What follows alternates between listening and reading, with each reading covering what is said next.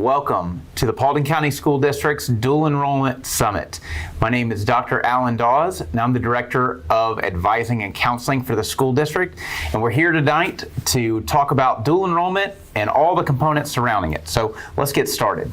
If you've got any questions tonight, feel free to just type into the chat box. We've got some certified counselors that are going to be looking through your questions, answering them in real time. And then if you have really specific questions that are meant for your school, then at the very end of this presentation tonight, there will be a QR code. You just either hit the link or follow the QR link and we'll get your question specifically to your school. All right, so let's get started. So what is dual enrollment? Dual enrollment is a fantastic opportunity that the state of Georgia provides for us. This is where we can take college classes that count for high school credit and for college credit simultaneously, okay? But these are actual college classes taught by college professors, either on the college campus or in an online environment. Okay, so dual enrollment is limited though to a particular group of students. So dual enrollment is only available for 11th and 12th grade students. Some 10th grade students will be able to take dual enrollment classes, but those 10th graders are only allowed to take CTAE classes, so those career technical classes, or if you were a 10th grade student and you meet Zell-Miller requirements, which is a 1200 SAT and a 3.7 GPA, then if you meet those requirements, you can take core classes. Now that's a small number of 10th grade students, so the majority of our students that utilize dual enrollment are in the 11th and the 12th grade. Another limitation to dual enrollment that was established in 2020 is that your students are now limited to 30 dual enrollment hours, so 30 college hours. It used to be that you could take as many college credits as you could possibly handle. So we used to have some students that would take 60 credits or something like that. It was amazing, but the state has limited that to 30 college hours. Now that's still a lot. That's still a full load of classes for at least a full year. Most college classes count for 3 hours each, some are 4, but on average you're looking at about 10 classes that the state can pay for you to take free college courses, which is a great opportunity for our students. Now, what is covered? I said it was free. And I mean it's free. So books, tuition, mandatory fees, those are all covered. Now, there are some things that are not covered. So if you look at the slide, it says we've got course-related fees. So there are some online fees that could come about, although they're very limited. Sometimes there are lab fees with science courses, and then expenses for travel. And obviously living on campus, they won't cover us living on campus because technically you're still a high school student, okay? But in general, you're looking at a free intro to college experience. There are 2 options available with dual enrollment. Now, the primary option, they used to call it option A, is just where you take those dual enrollment classes at, let's say, Kennesaw State University, and you're also taking classes at the high school. That's option A.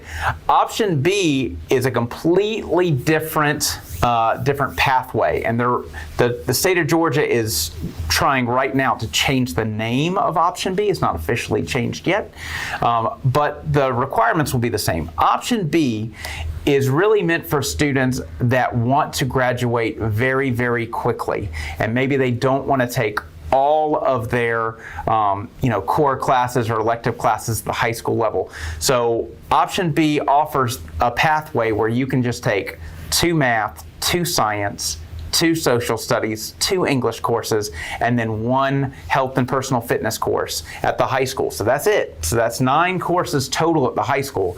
And then the rest will be taken at the college.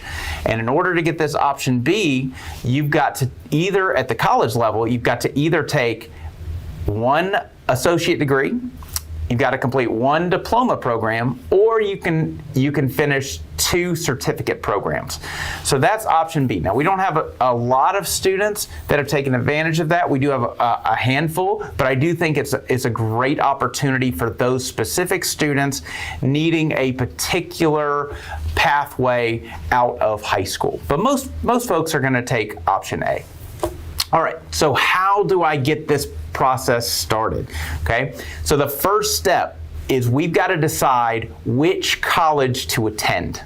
Okay, so any college in the state of Georgia is going to be open to you, especially any public school, but our kids take mostly most of our classes come from these 4 institutions. Okay, so Chattahoochee Tech, Georgia Highlands, Kennesaw State, and the University of West Georgia. We have lots of students that take courses from other places as far away as Young Harris or anywhere down in Savannah and Macon. We've got kids taking classes all over the place, but most of our kids go to one of those 4 colleges. Okay. The next thing we've got to do is research.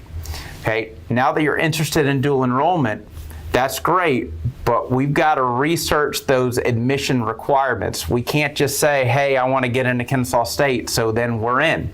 That's not how that works. We've got to actually get admitted to the college. Okay, so research those admission requirements and determine whether or not you want to be a full-time or a part-time dual enrollment student. Some students will be full-time, meaning they will take all 4 of their classes at the college.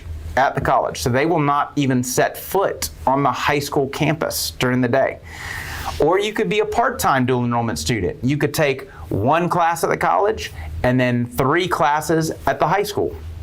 Either way is fine, okay? But you've got to determine what you want to do with that.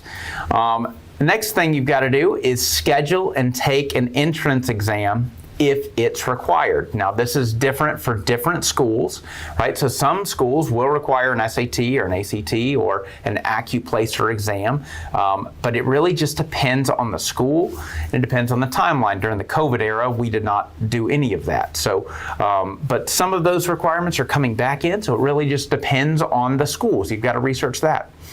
And then you've got to apply and get accepted to the college. You can't do dual enrollment classes at a college without getting accepted to the college first. So those are the first few steps. Next thing, we need to attend a dual enrollment information night or watch my narrated PowerPoint on the district website. Really, this just shows you the ins and outs of dual enrollment. Tonight's really more of an overview, and that narrated PowerPoint or an information night done by your counselor is going to be a more specific how-to kind of thing to get through some of the paperwork for dual enrollment. So this goes through all of our dual enrollment participation paperwork, which is kind of a lengthy packet, and some of the state required paperwork that is included in that.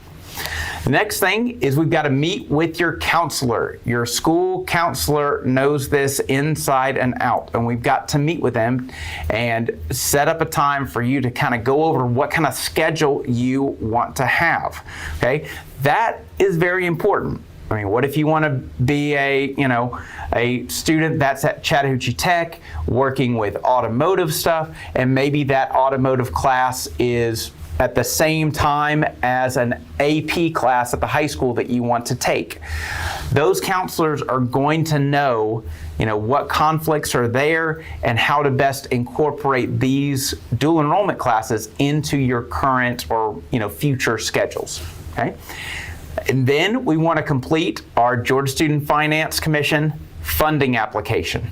Okay, so this is done on the Georgia Student Finance Commission's side of things. Okay, so signing up for classes is done by the student and parent after consulting that counselor, but this is a very important piece because the counselor has to approve funding from the state, because you can't take college classes for free without filling out some additional paperwork, right?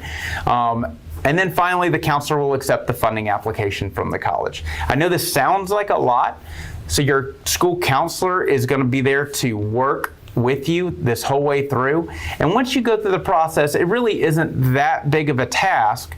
It's just a matter of making sure that all of the I's are dotted and the T's are crossed, so that we can get this funding approved so that you can take these college courses for free. Benefits of dual enrollment. There are a lot of benefits for dual enrollment. It looks great on your college resume. You can earn college credit for free. I've said that at least 8 times now, so that's probably the biggest one for me. It provides flexibility in your schedule. You can have a course or a schedule that's full of just online courses. So if you wanted to work while taking online classes, that's a potential for you to be able to do that. We want to take classes that you wouldn't normally get a chance to take. So let's say your school doesn't have a marketing pathway. You could take marketing courses at a particular college. Let's say your school doesn't have an automotive pathway or a construction pathway. You could take those courses at the college level. It opens the door to give you more possibilities to take different courses. You get to gain experience with college in a supportive environment. So this is a baby step, if you will, into the college environment to determine, hey, where am I at with, my academic proficiency? Am I going to be able to handle these college courses? This will kind of help you, take a smaller step in a more supportive environment to let you know, hey, I'm ready for college, or maybe I'm not. And then finally, core courses and world language courses will earn 10 bonus points on your transcript. Now, this is on the weighted transcript.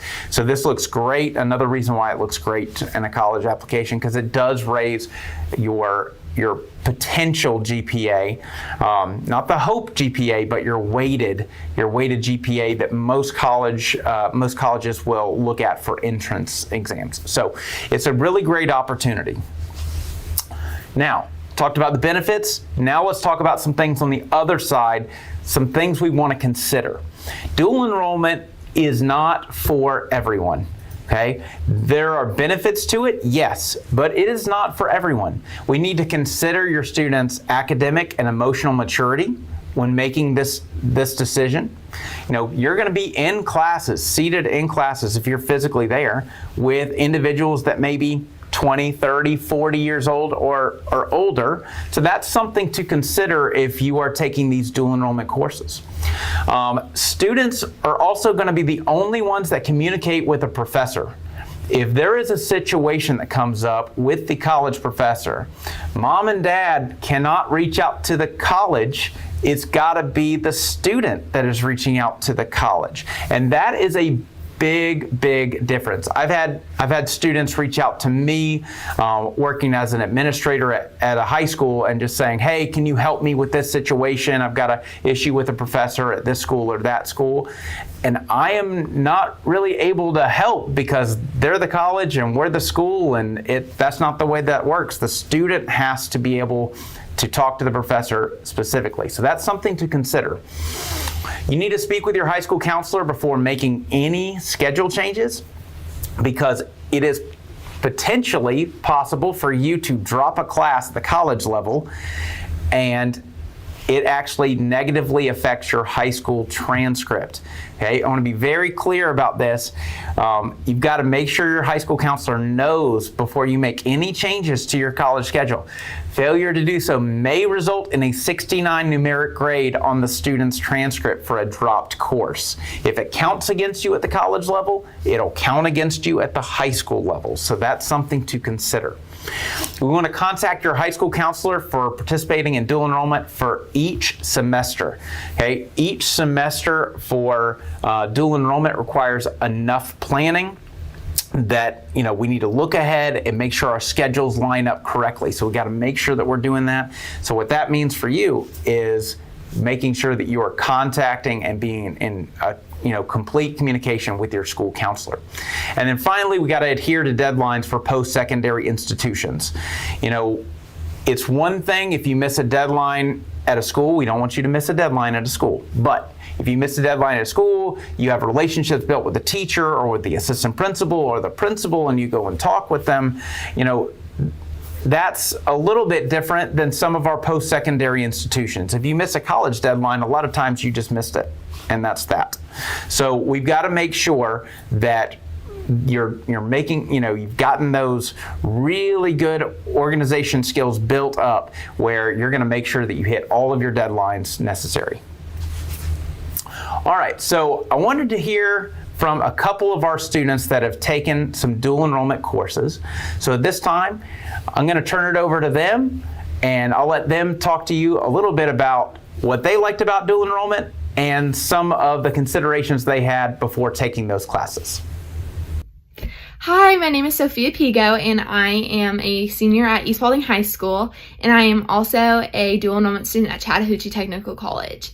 I have been doing dual enrollment since my first semester of my junior year, and I think I have about 9 or 10 classes under my belt, which is really helpful with me being a senior and graduating in May and me going off to college next year. This is really giving me a good insight at what college is going to be like and how some of the classes kind of work.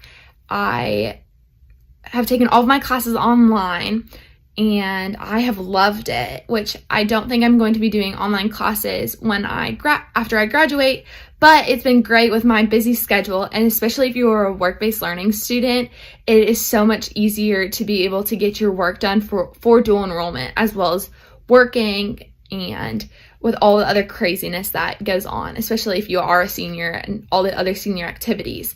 I have nothing bad to say about dual enrollment, and if you are thinking about it, I would definitely say go ahead. Hi, my name is Logan Jewell, and I'm a senior at North Paulding High School.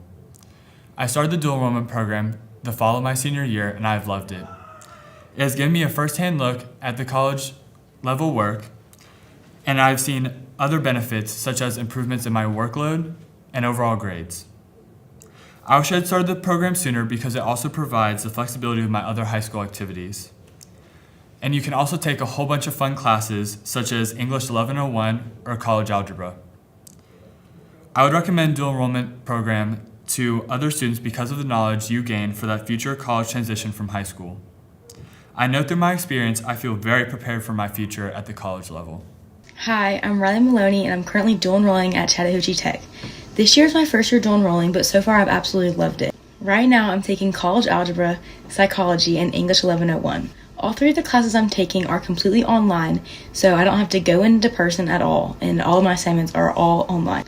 When you're first starting, it can be kind of confusing trying to figure out where all your assignments are, but once you get the hang of it, it's really simple and really easy to find everything. When I'm doing assignments, I can go my own pace so I can get things done early, or I can go back to the assignment as many times as I need to completely understand the material. When I first started dual enrolling, I wish I had known how many things were going to go into getting accepted and getting it actually started. I really recommend dual enrolling because I think it's a great way to get your college education started early, and I think it's a great decision financially. If you're thinking about dual enrolling, I really think it's a great idea. Just know you're going to have to work hard and keep up with your assignments.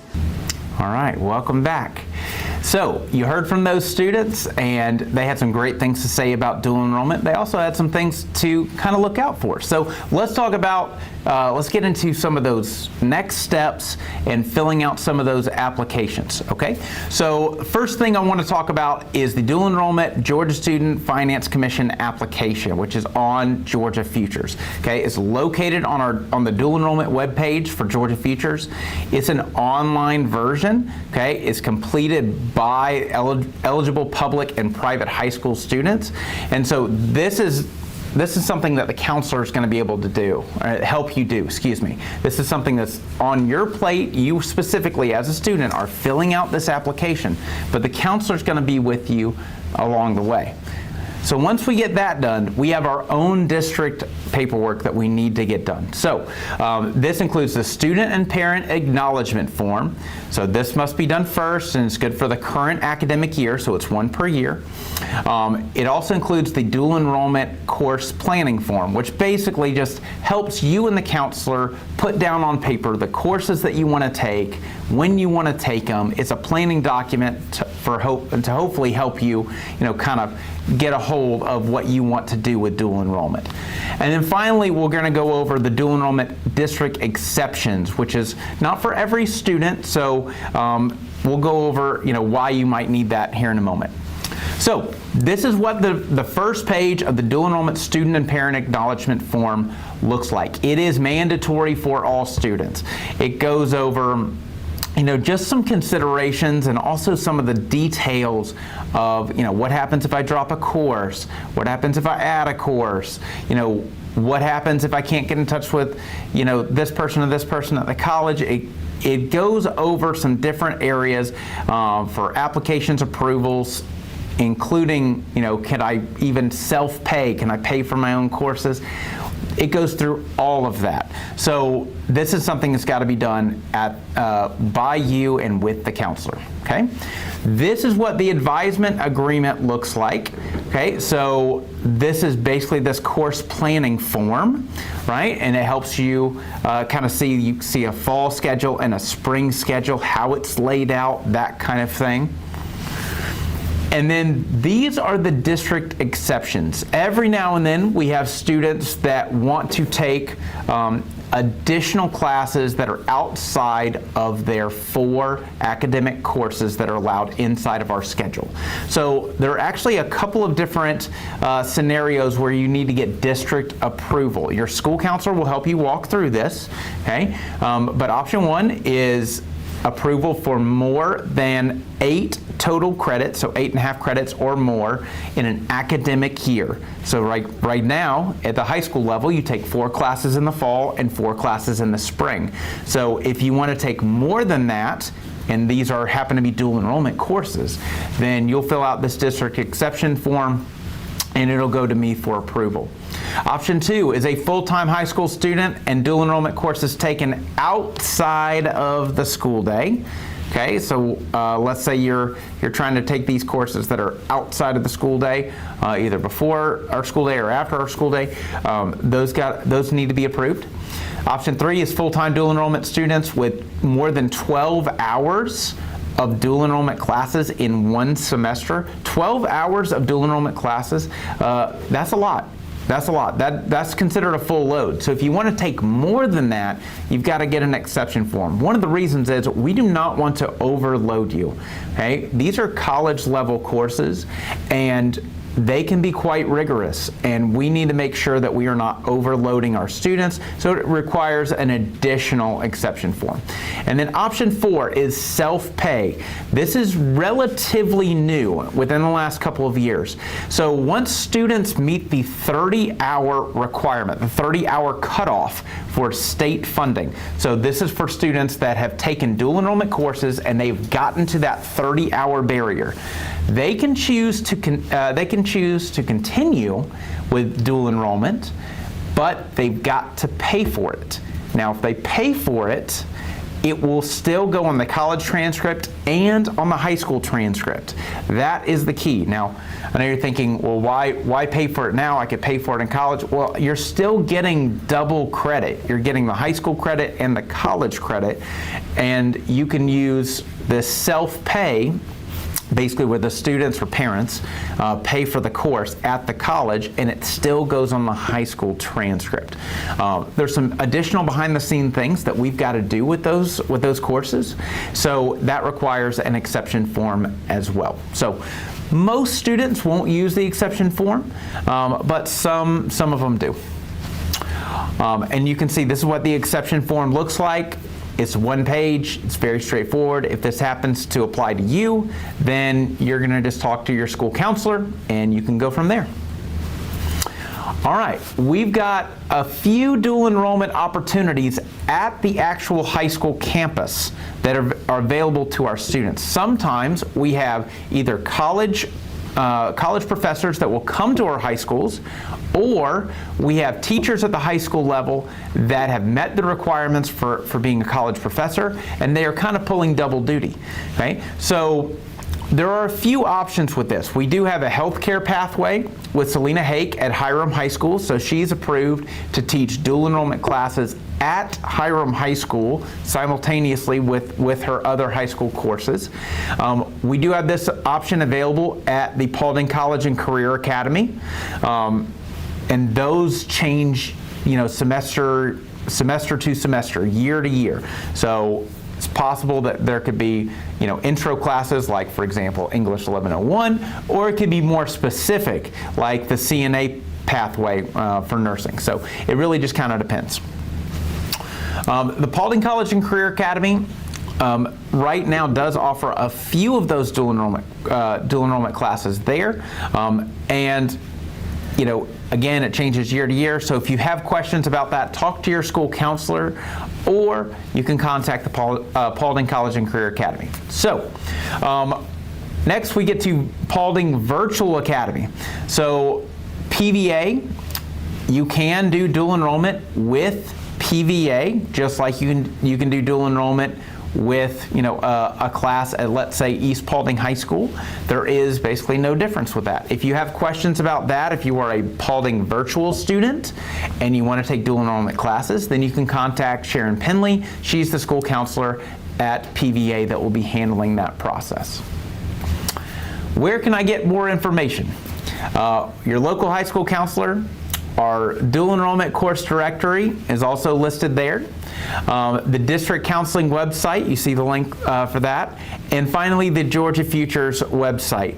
You can see that there. So really, your school counselor is going to be the first person that you should go to.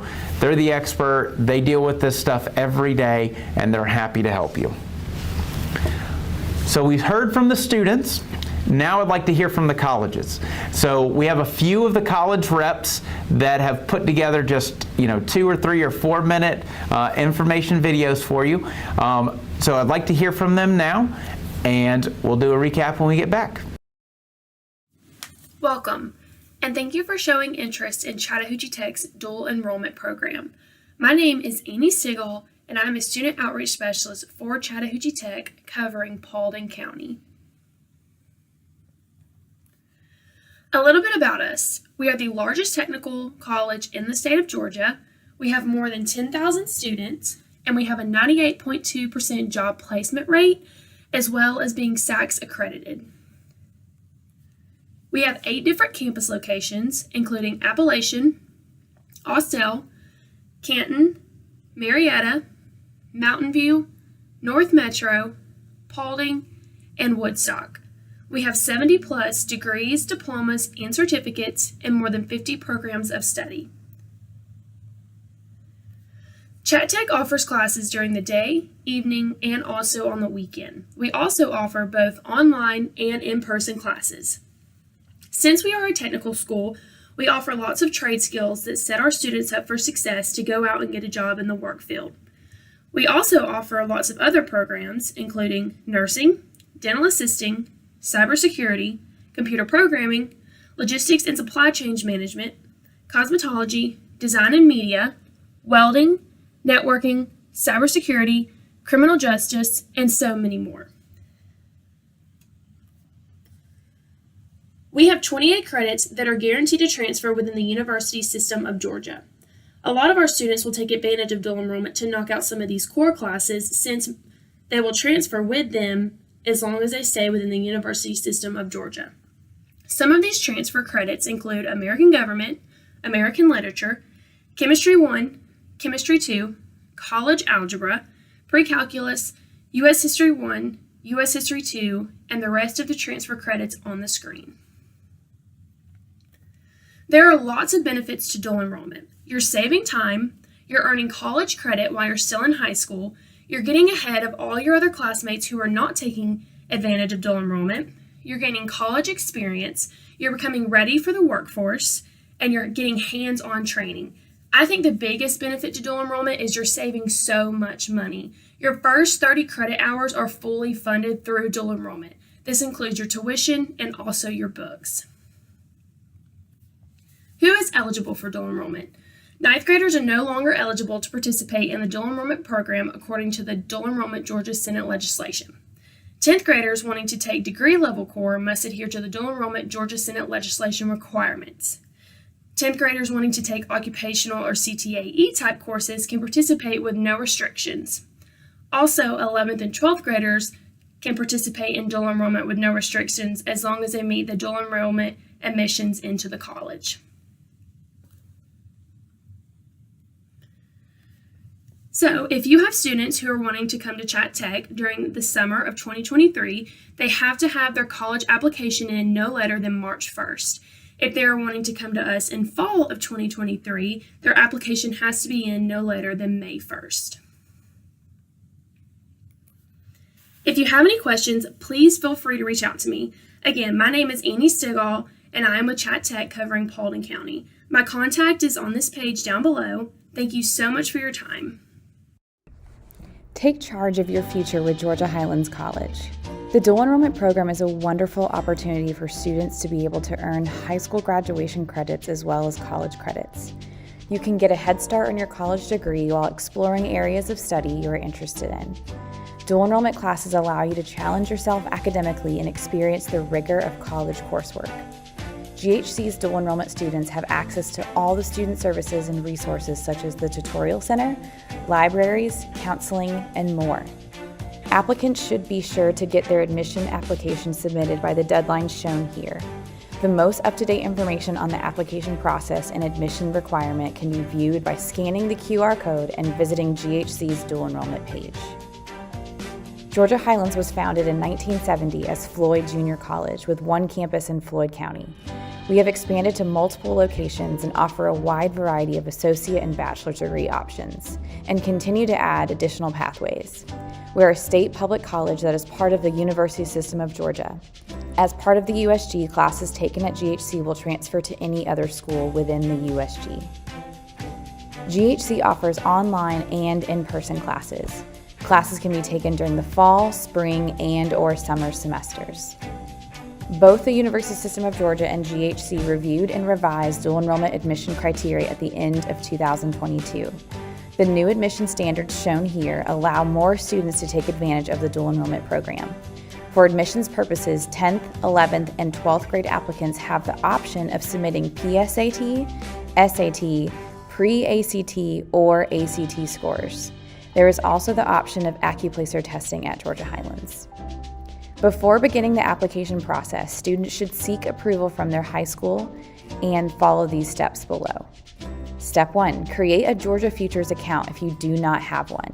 You will use your Georgia Futures account for both your admissions application and your dual enrollment funding application. Step 2, complete the GHC admissions application by the required deadline. Step 3, testing.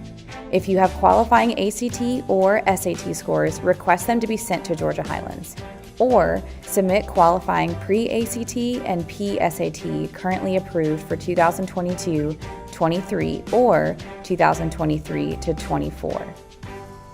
Or register for the AccuPlacer test through Georgia Highlands Check Admission Status page. The application deadline does not apply to testing or test score submissions. Step 4, have your high school transcript sent to Georgia Highlands College. Step 5, be on track to complete the required high school curriculum as set forth by the USG, which is determined by Georgia Highlands after receiving your high school transcript. And then step 6, have any previous dual enrollment college attendance transcripts sent to Georgia Highlands. All of the above steps and documents are required before an admissions decision can be made. Students must be admitted before they can register for any classes. The following can be done in any order. If you have any AP score reports, have them sent to Georgia Highlands. Submit your lawful presence document. Student and parent guardians complete the online Georgia Student Finance Commission dual enrollment funding application. Submit your Georgia Highlands Certificate of Immunization or GRITS form. Complete and submit the FERPA release form if you'd like us to be able to speak with your parent or guardian. Monitor your check admission status page for outstanding requirements, holds, and your current admission status. When it is time to register for classes, directions will be emailed to you on how to review the course offerings page and how to submit the dual enrollment course request form. Georgia Highlands does not accept emailed or unofficial transcripts or SAT or ACT score reports. These guidelines should be followed when submitting documents in order to prevent delays in processing your admissions documents and an admissions decision being made. The test scores used for admission also determine what classes dual enrollment students are eligible to take. It is possible that even though you're admitted to the program, students will have limitations on class eligibility. Listed here are the requirements needed to take college algebra, quantitative reasoning, elementary statistics, and English Composition 1, which are the most inquired about. Your high school and GHC's dual enrollment coordinator will assist you in determining your class eligibility. If you find you're not currently eligible to take certain classes you wanted to, you may submit new scores if you retest and have higher scores. Dual enrollment students are allowed 30 hours of funding for approved courses. 10th grade students must meet the requirement of either having an ACT composite score of 26 or an SAT total score of 1200 to be eligible for funding. 10th grade students who are admissible but do not meet this requirement will be required to self-pay for classes.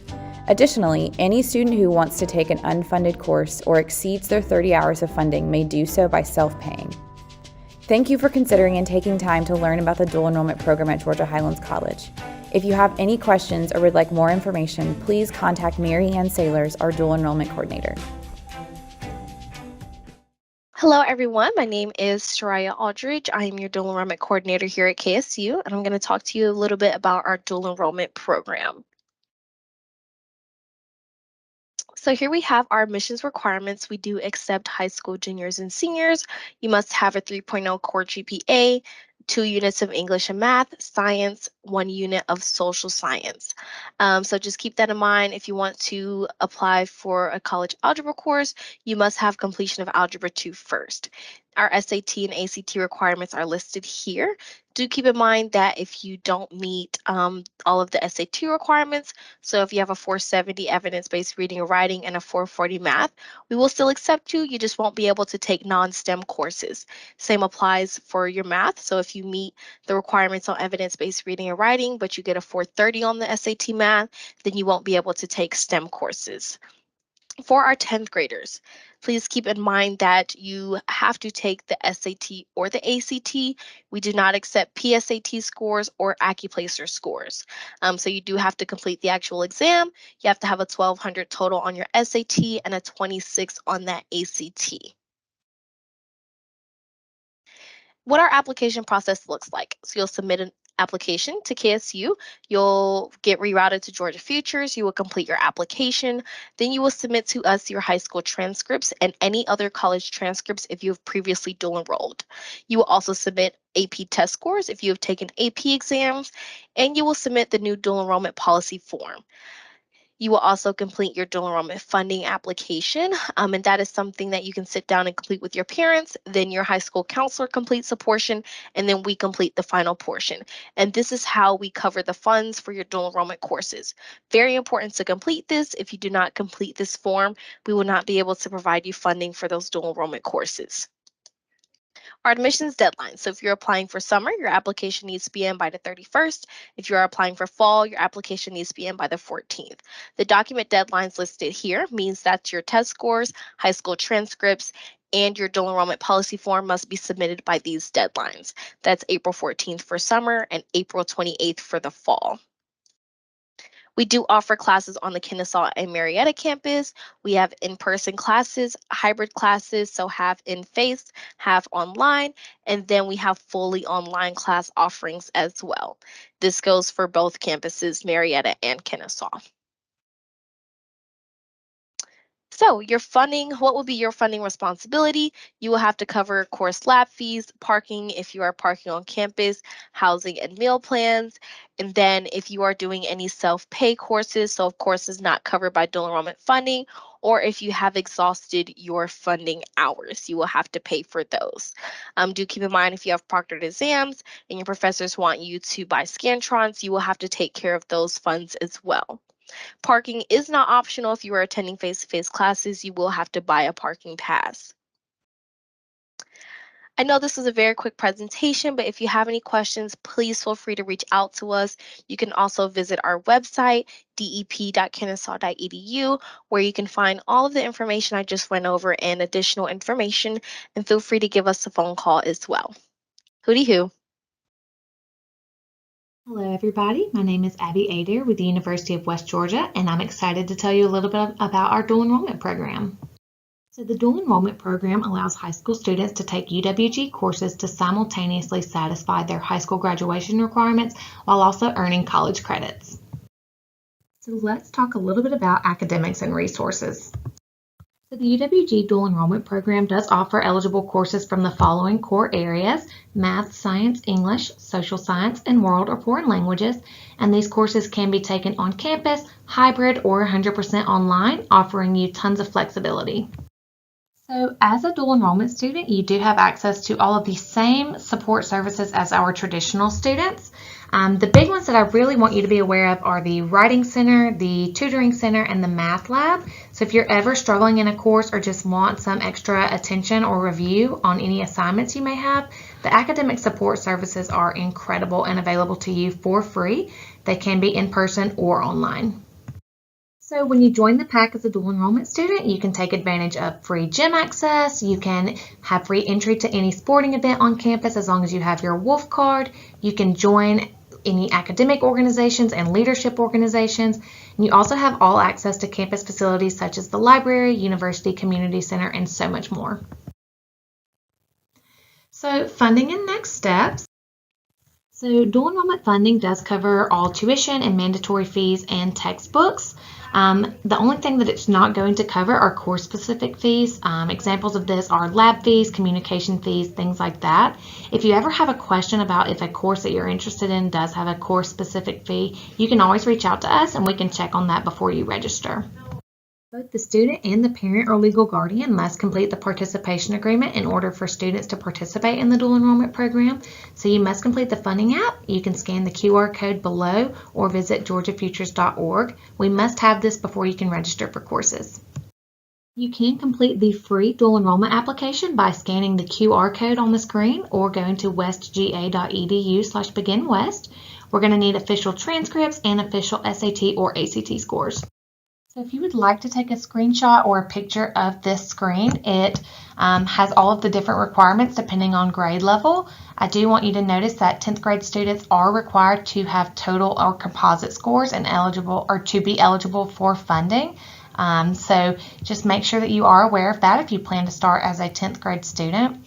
Also, 11th and 12th grade students, we are accepting PSAT and pre-SAT, ACT, and AccuPlacer.